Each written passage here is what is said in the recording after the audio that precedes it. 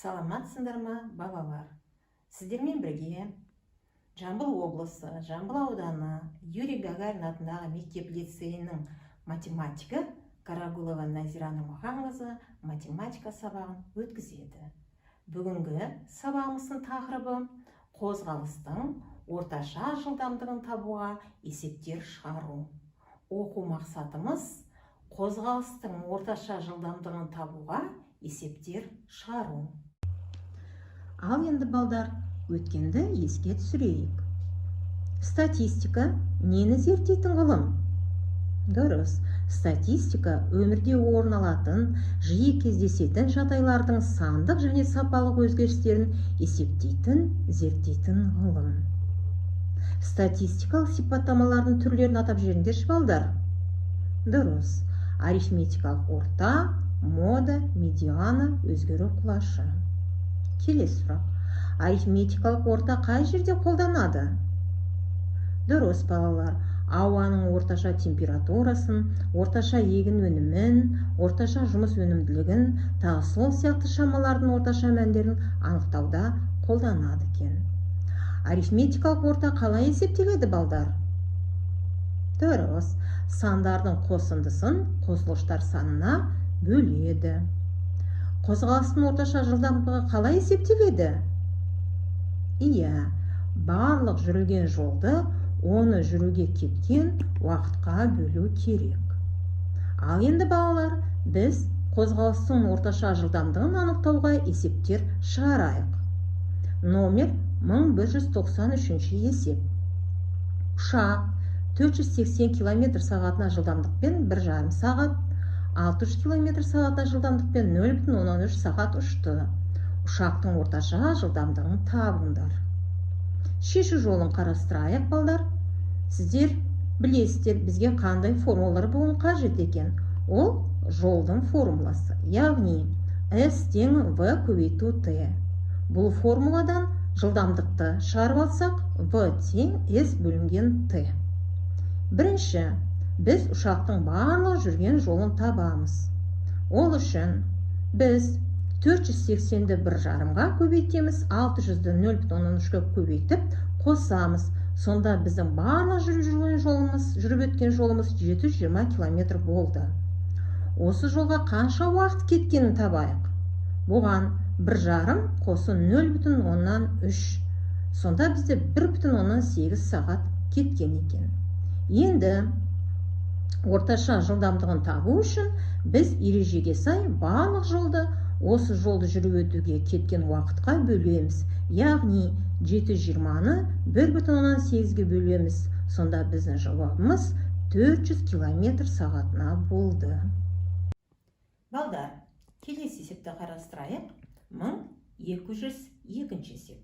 Велосипедші 13,6 км сағатына жылдамдықпен 1,15 сағат тас жолмен жүріп, 0,2 сағат демалған соң, 9,8 км сағатына жылдамдықпен 0,10 сағат қара жолмен жүрді. Велосипедшінің орташа қозғалыс жылдамдығын табыңдар.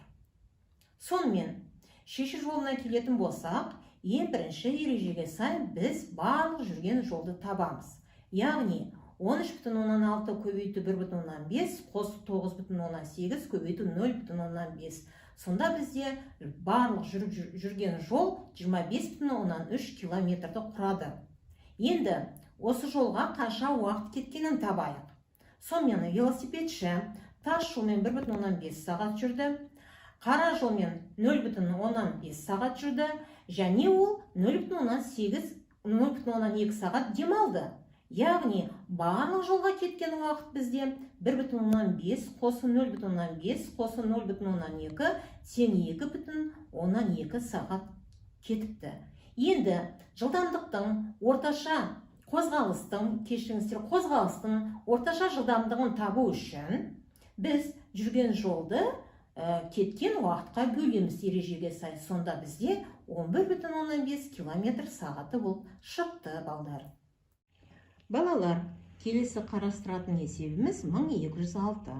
Моторлы қайықтың ағыспен жүзген жылдамдығы 30 км сағатына, ал ағысқа қарсы жүзген жылдамдығы 25,2 км сағатына. сіздерге моторлы қайықтың орташа жылдамдығын табу керек, және моторлы қайықтың ағыспен жүзген жылдамдығы мен ағысқа қарсы жүзген жылдамдығының арифметикалық ортасы ол қандай жылдамдық болады екенін анықтау керек.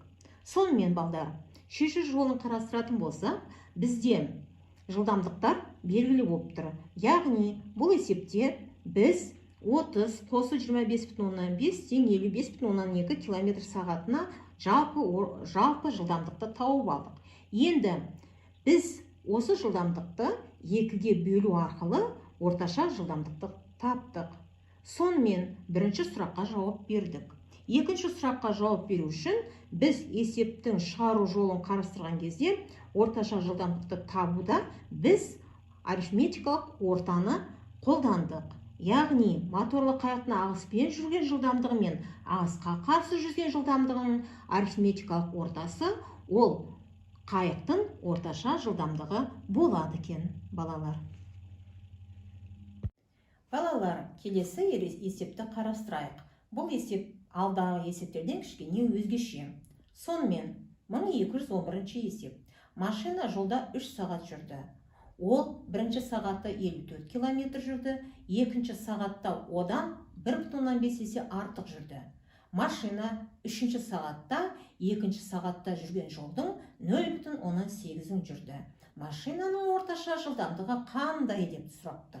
Сонымен балдар, қысқаша берілгенін жазып алайық. Енді шешу жолын қарастырайық. Сонымен барлық жолға бізге 3 сағат уақыт кетті. Енді екінші сағатта жүрген жолды табайық. Ол үшін біз 54-ті 1,15-ге көбейтеміз. Себебі 1,15 есе артық жүрді деген. Сонымен бізде 81 км шықты. Үшінші сағатта жүрген жолды қалай табамыз? Иә, ол үшін біз екінші сағатта жүрген жолды 0,8-ге көбейтуіміз керек. Рас, балдар, дұрыс. Сонымен бізде 64,8 км шықты.